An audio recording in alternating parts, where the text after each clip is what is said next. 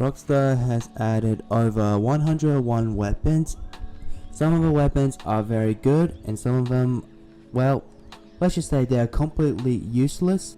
So I'm going to be going over top 5 worst weapons in GTA Online. Rules are going to be judged by the stats, usage on the missions, as well as on PvP scenarios. I hope you enjoyed this video. Comment on down below which weapons are the worst in your opinion, and most importantly, let's get started right now. So coming in number 5, we're going to be putting the MG. Now what makes this weapon really bad is that not only it's one of the weakest MG in the game, it also has one of the few weapons with the highest recoil. It will take about 10 bullets to kill an enemy, whereas the opposition, the competition, the combat MG will be 8 shots to kill an enemy. You will unlock this weapon at level 50.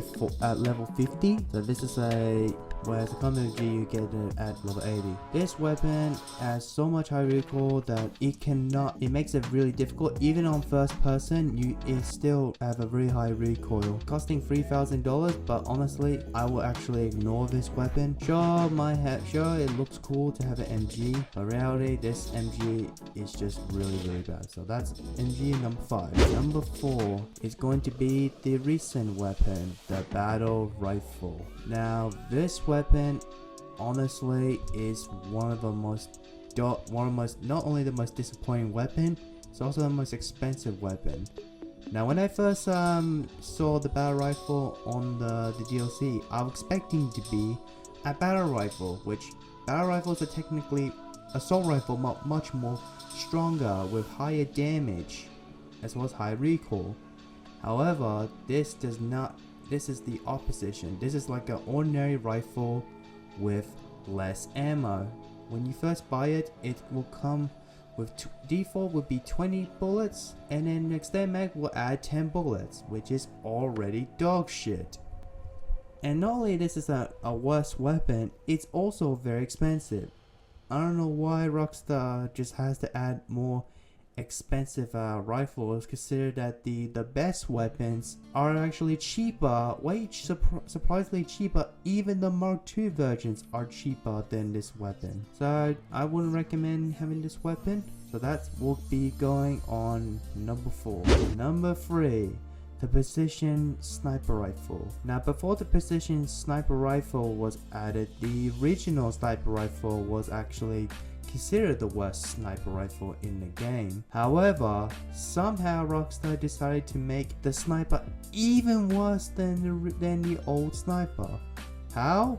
By making so that it'll do the same damage as the original sniper, as well as having no attachments available. So this sniper is just completely useless at long range. At least with the original sniper rifle, you can add a standard scope and a suppressor, so making it useful for missions. With the precision, it's even garbage in the missions, making a very weak weapon. The next weapon on the list is the SNS Pistol, both the original and a Mark II variant. What made this pistol really bad is that not only this is obviously one of the first DLC pistols in the game, which is what we expected, it's also it also has the lowest ammo, when in default it has 6 bullets, and if you have extended mag it has 12, and even with a Mark II variant it's still garbage, so I wouldn't recommend wasting your money on that pistol. So I'll put that on number 2. Honorable mention, I will give it to the Widowmaker. Now I know a lot of people,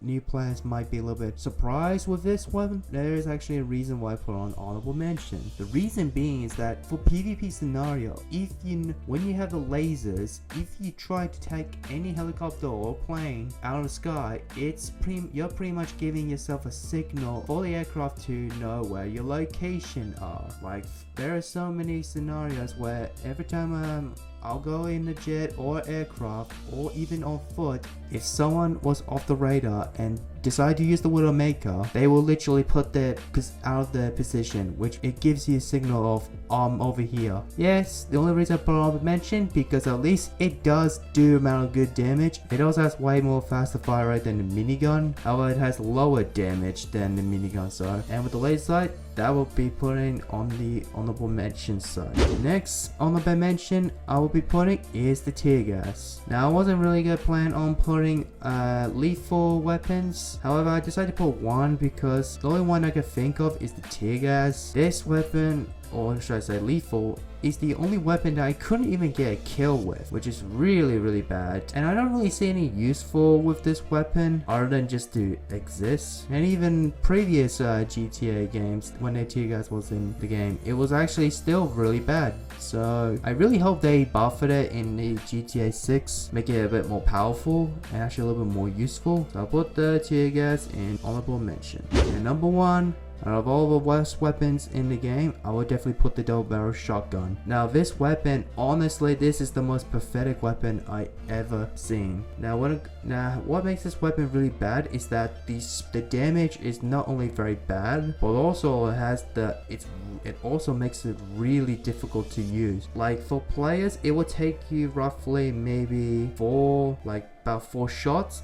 However, since it's a double barrel, you had to reload every time you release 2 shots, and that second shot is auto, so if you shoot once, we'll shoot another one, so then you have to reload, kind of like a marksman pistol. And what made this and not only it's really bad against the players, it's also really bad against NPCs, or mainly the enemies. And what made this really awful is that even on the missions, like even on easy missions, it still struggles at killing. You're better off using something like a pump shotgun, a sawn-off, even bullpump shotgun, even a musket. A musket is considered a worse weapon, but at least it has a higher range, roughly the same range as a sniper rifle, that's what made the musket much better than the sawn-off shotgun. This thing, if you shoot in distance, it will struggle. So overall, that's sawn-off shotgun number 1. Hope you enjoyed this video. This will took me some time to make a decision which weapon is the worst and really helps me out